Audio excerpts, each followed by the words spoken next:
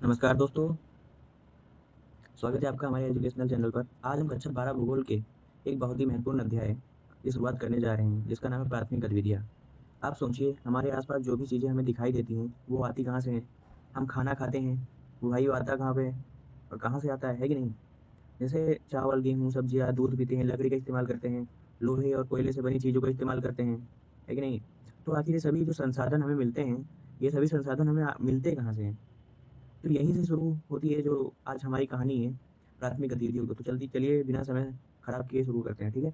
देखिए, सबसे पहले जो इसमें प्राथमिक गतिविधियाँ है, ये जो चैप्टर है, ये आपका मानव भूगोल के मूल सिद्धांत से है, जो आपकी बुक है उससे। इसमें सबसे पहले इसका अर्थ समझ लेते हैं कि प्राथमिक गतिविधियाँ आखिर है क्या? देखिए, प्राथमिक गतिविधियाँ वो आर्थिक गतिविधियाँ हैं जिनमें मनुष्य प्रकृति से सीधे संसाधन प्राप्त करता है, ठीक है? आर्थिक गतिविधियाँ समझते हो, पैसा कमाने की वो गतिविधियाँ, ठीक है? देखिए, आसान भाषा में अगर इसे इसे हम कहें, अगर कोई किसान खेत से गेहूँ पैदा कर रहा है, तो वह प्रकृति से सीधा सीधा जो है ना जुड़ा हुआ है। यही क्या है? प्राथमिक गतिविधि है। अगर कोई मछुआरा नदी या समुद्र से मछली पकड़ता है, तो वह भी क्या है? प्रकृति से सीधे संसाधन प्राप्त कर रहा है। वो भी क्या कर रहा है? प्रकृति से ही तो प्राप्त कर रहा है। मछली को किसी ने बना तो दिया नहीं है, प्रकृति ने ही बनाया है ना। तो अगर कोई व्यक्ति जंगल से वन उत्पाद आदि प्राप्त करता है, तो वो भी क्या है? प्राथमिक गतिविधियों में ही आता है।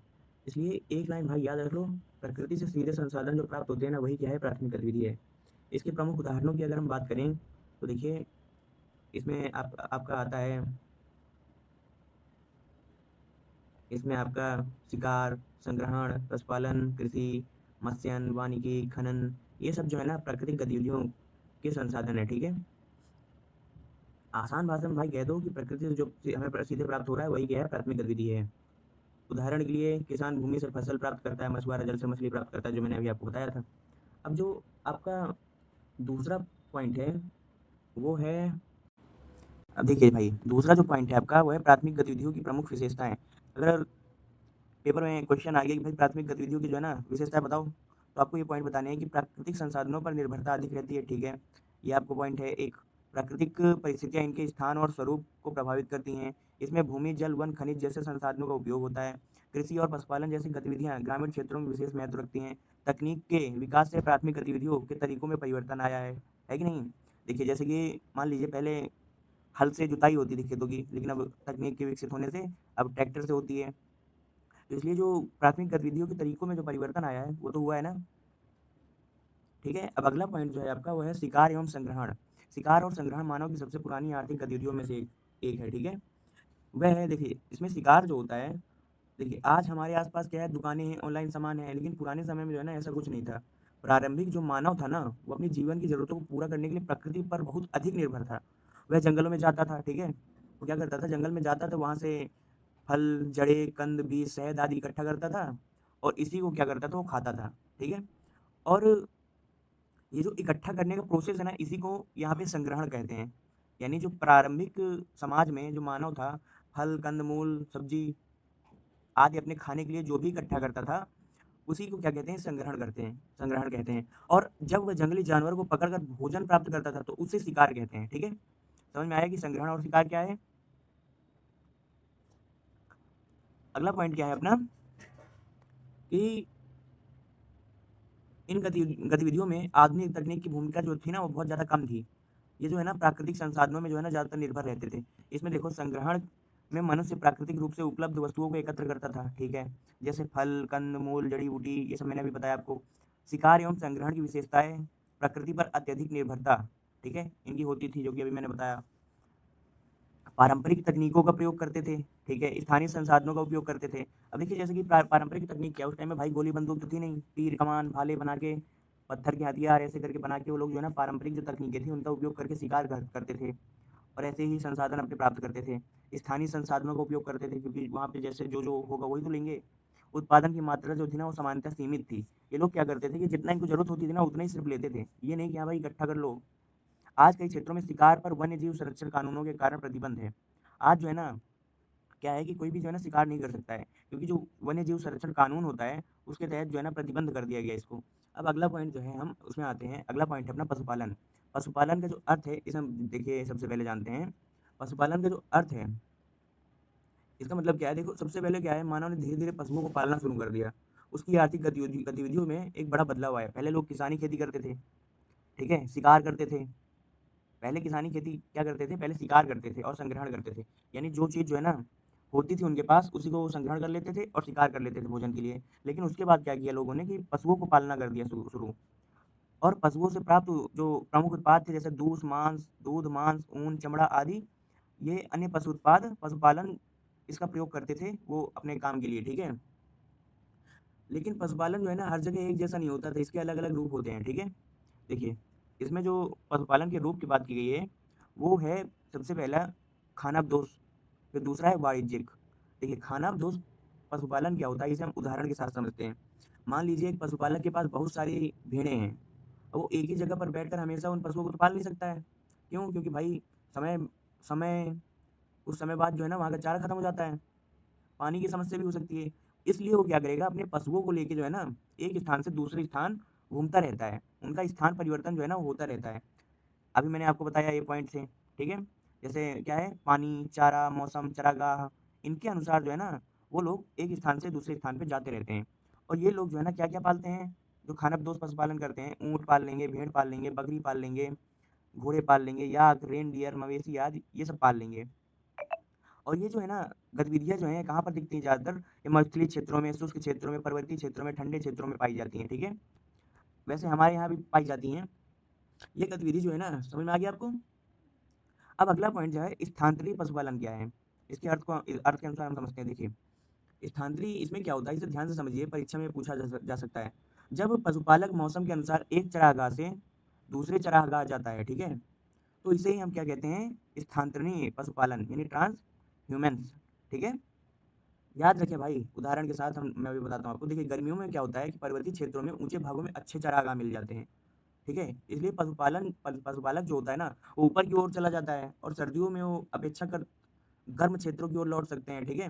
देखिए क्या होता है ऊपर का जो तापमान रहता है ना, वो बहुत ज़्यादा कम रहता है, इसलिए वहाँ पे गर्मियों में भी घास-वास थोड़ी बहुत रहती है, तो वहाँ पे वो चले जाते हैं।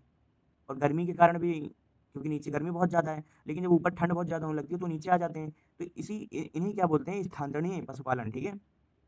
ये लोग क्या करते हैं मौसम के अनुसार जो है ना अपनी जगह बदल लेते हैं। अब अगला पॉइंट क्या है अपना, वो है वाणिज्यिक पशुधन। वाणिज्यिक पशुधन इसमें क्या होता है देखिए, अब खानाबदोश के बाद हमने पशुपालन की बिल्कुल एक अलग ही व्यवस्था समझना चाहिए, ठीक है? देखिए इसमें क्या होता है कि पशु जो है मुख्य रूप से बाज़ार के लिए पाले जाते हैं। इसके लिए बाज़ार के लिए। ये लोग अपने ज़रूरतों के लिए नहीं पालते हैं, सिर्फ़ बाज़ार के लिए ज़्यादातर पालते हैं। यानी इनका उद्देश्य जो है ना सिर्फ़ परिवार की ज़रूरत पूरी करना नहीं होता है, बल्कि पशु उत्पादों को बाज़ार में बेचकर आय यानी पैसा प्राप्त करना होता है, ठीक है? वाणिज्यिक पशुपालन इसे ही कहते हैं, ठीक है? जिसमें पशुओं को मुख्य रूप से बाजार के लिए बड़े पैमाने पर पाला जाता है, वैज्ञानिक तकनीकों का प्रयोग किया जाता है, अच्छी नस्ल के जो पशु होते हैं ना, उनको पाला जाता है, पर्याप्त पूँजी इसमें लगती है, पूँजी धन यानी इस पे लगता है, बाजार के लिए उत्पादन करते हैं ये लोग, पशु उत्पादों का प्रसंस्करण और बिक्री करते हैं, ठीक है? प्रमुख उत्पाद जैसे देखिए मांस हो गया, ऊन हो गया, चमड़ा आदि हो गया, उनसे मिलता है, ठीक है? अब शुरू करते हैं हम, अगला पॉइंट जो है अपना, ये भाई ये भी महत्वपूर्ण है ठीक है? देखिए इसमें कृषि है अगला पॉइंट, कृषि क्या है? अब तक हमने शिकार, संग्रहण, पशुपालन इनको सबको समझ लिया, ठीक है? अब आते हैं प्राथमिक गतिविधियों की सबसे महत्वपूर्ण गतिविधि है, ठीक है? ये जो है ना बहुत ही ज़्यादा महत्वपूर्ण गतिविधि है, क्योंकि ज़्यादातर जो है ना इसी में से ही क्वेश्चन आ जाते हैं। देखिए आप में से बहुत से विद्यार्थियों के परिवार कृषि से जुड़े होंगे, ठीक है?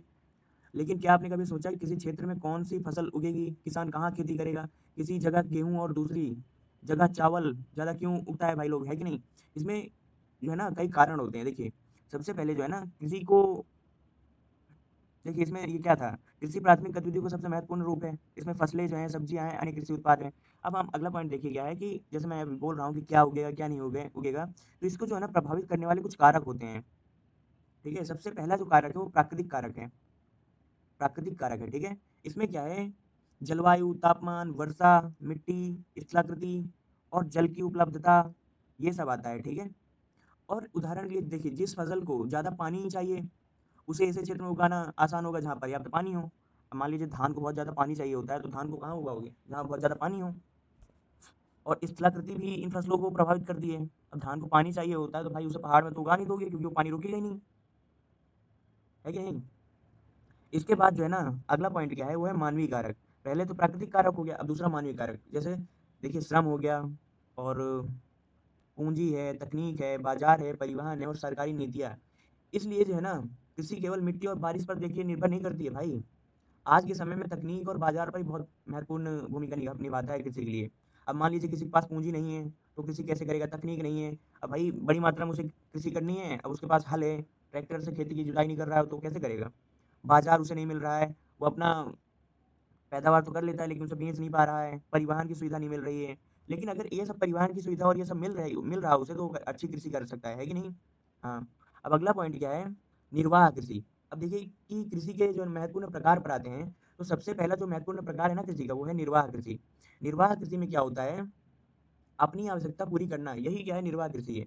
इसमें जो है ना निर्वाह कृषि में किसान मुख्य रूप से अपनी अपने परिवारों की ज़रूरतों को पूरा करने के लिए जो है ना उत्पादन करते हैं, ठीक है? देखिए, इसके जो है ना 2 मुख्य प्रकार होते हैं। इसमें निर्वाह कृषि में क्या है कि जो अपनी ज़रूरतों को पूरी करने के लिए परिवार कृषि करते हैं, वही क्या है निर्वाह कृषि है, ठीक है? इसमें जो है ना सबसे पहला पॉइंट जो है ना आदिम निर्वाह कृषि है। इसका निर्वाह कृषि को 2 भागों में बाँटा गया है। पहला है आदिम निर्वाह कृषि, इसमें देखिए पारंपरिक तरीकों के औज़ारों का प्रयोग किया जाता है अधिक से अधिक। तकनीक और पूँजी की भूमिका जो है ना अपेक्षाकृत कम होती है। किसान जो है ना प्राकृतिक परिस्थितियों पर अधिक निर्भर रहता है और इस पे जो है ना अधिक निर्भरता रहता है प्रकृति पर। ठीक है? अब अगला पॉइंट जो है क्या है, स्थानांतरणीय कृषि। इसमें क्या होता है कि अब ध्यान से समझिए, मान लीजिए किसी क्षेत्र में किसान ने एक जगह खेती शुरू की, ठीक है? कुछ समय बाद उस ज़मीन की जो उत्पादकता होती है, यानी पैदावार की क्षमता, वो क्या हो गई, कम हो गई। तो अब उस जगह को जो है ना लगातार खेती करने के बजाय दूसरे स्थान पर चला जाएगा, यानी वहाँ पे जो है ना, अब वो खेती नहीं करेगा, वो दूसरे स्थान पे चला जाएगा। इसलिए उसको क्या कहते हैं, स्थानांतरणीय कृषि कहते हैं, ठीक है? भारत के कुछ क्षेत्र है ना, उसपे ऐसा होता है और जहाँ पे होता है ना, उस क्षेत्रों को हम वहाँ पे जो खेती होती है, उसे हम झूम खेती के नाम से जानते हैं, यानी झूम कृषि के नाम से जाना जाता है। इसमें पारंपरिक औज़ारों का उपयोग करके जो है ना, प्रकृति को अपनी परिस्थितियों पर निर्भरता अधिक हो जाती है, ठीक है? इसमें ये देखिए अभी मैंने इसमें सब लिख रखा है, जो मैंने अभी समझाया है, इसे आप पढ़ लीजिए। अब अगला पॉइंट क्या है, गहन निर्वाह कृषि। अब आते हैं गहन निर्वाह कृषि पर। पहले क्या है, निर्वाह पढ़ लिया, अब गहन निर्वाह। देखिए उदाहरण गहन निर्वाह कृषि पर जो है ना, इसमें एक उदाहरण के साथ समझिए। देखिए जहाँ जनसंख्या बहुत अधिक है, वहाँ ज़मीन सीमित होती है। ऐसे में किसान जो है ना उपलब्ध छोटी सी भूमि से अधिक उत्पादन प्राप्त करने का प्रयास करता है। इसके लिए वो जो है ना अधिक श्रम लगाता है और भूमि का गहन उपयोग करता है, ठीक है? इसी को जो है ना गहन निर्वाह कृषि कहते हैं। इसमें जो है ना छोटे से खेत में अधिक श्रम महत्वपूर्ण होता है, ठीक है? इसमें जो है ना प्रमुख रूपों में गीली धान प्रधान गहन निर्वाह कृषि, ठीक है? गीली धान के अलावा अन्य फसलों वाली गहन निर्वाह कृषि भी करते हैं, ठीक है? अगला पॉइंट क्या है, देखिए गीली गीली धान प्रधान निर्वाह कृषि, यानी धान की खेती हो गई कम क्षेत्रों में। इसमें जो है ना पैसा तकनीक लगा के बहुत ज़्यादा अधिक मात्रा में छोटे क्षेत्र में फसल पैदा करने की कोशिश की जाती है। अब हम इसे रिवीजन कर लेते हैं कि आखिर हमें पढ़ा क्या गया। देखिए सबसे पहले प्राकृतिक गतिविधियाँ पढ़ा, शिकार और संग्रहण पढ़ा, पशुपालन पढ़ा, खाना प्रसव पढ़ा, वाणिज्यिक पशुधन पढ़ा, कृषि पढ़ा, ठीक है? कृषि पढ़ा, निर्वाह कृषि पढ़ा, स्थानांतरित कृषि पढ़ा और गहन निर्वाह कृषि पढ़ा, ठीक है? तो भैया ऐसा है कि अगले पार्ट में जो है ना, हम कृषि के जो बाकी महत्वपूर्ण प्रकार हैं उनको समझेंगे, जैसे वाणिज्यिक, रोपण, मिश्रित मिश्रित डेयरी कृषि, सामूहिक कृषि, सहकारी, बागवानी, इनके बारे में पढ़ेंगे। तो अगला चैप्टर जो है ना आप देखिए और अगले पार्ट में हम इसको जो है ना विस्तार से पढ़ेंगे।